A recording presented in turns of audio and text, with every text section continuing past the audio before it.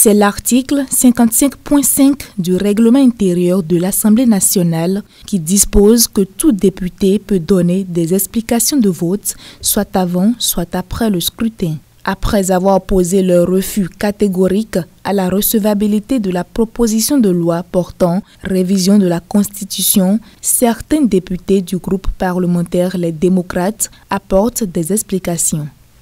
En votant contre, je voudrais dire qu'en politique, le pouvoir est comme un boubou blanc. Si nous tentons de le tacheter aujourd'hui, demain, on le portera. Les populations nous ont posé des questions entre le président de la République et les députés qui est en train de mentir. Moi, je pense qu'aujourd'hui, nous avons apporté à M. le Président la réponse correcte et je suis sûr qu'il pourra dormir sous ses lauriers ce soir. Nous avons voté contre la recevabilité de cette loi parce que toutes les conditions républicaines ne sont pas réunies pour y aller. Et moi, personnellement, j'ai voté contre afin d'être en phase avec le chef de l'État dont tout le monde connaît sa position. Je veux aider le président Patrice Talon à respecter sa parole cette fois-ci. Je veux l'aider à restaurer auprès du peuple béninois la sacralité de la parole du chef. Mais il n'y a pas que des députés du groupe parlementaire Les Démocrates qui ont opté pour le rouge à l'occasion du vote. Des élus du groupe parlementaire Bloc républicain et Union progressiste Le Renouveau ont aussi fait ce choix.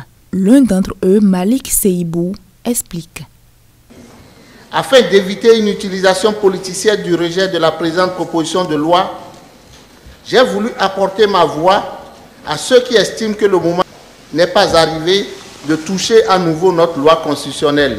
Malgré la brillance des résultats obtenus par le régime que je soutiens, je ne souhaite pas traîner le boulot des révisionnistes et passer le reste de la mandature à démentir l'usine d'intoxication qui sera mise en place au lendemain du présent vote.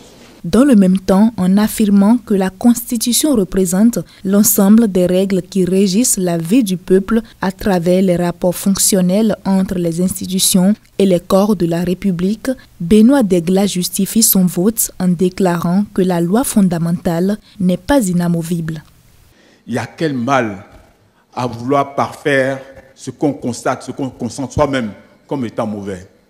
Lorsque nous refusons de voir que dans notre Constitution, il y a des éléments qui méritent d'être relus.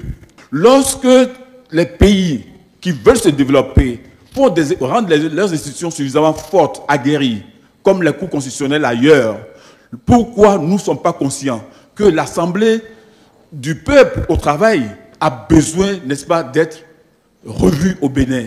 Pourquoi? À travers ce scrutin sur la recevabilité de la proposition de loi portant révision de la Constitution portée par le député Hassan Seibou, les parlementaires ont consacré le rejet du texte. La première session extraordinaire de l'année 2024 poursuit son cours avec d'autres points qui seront abordés par la représentation nationale à l'occasion de la prochaine séance plénière.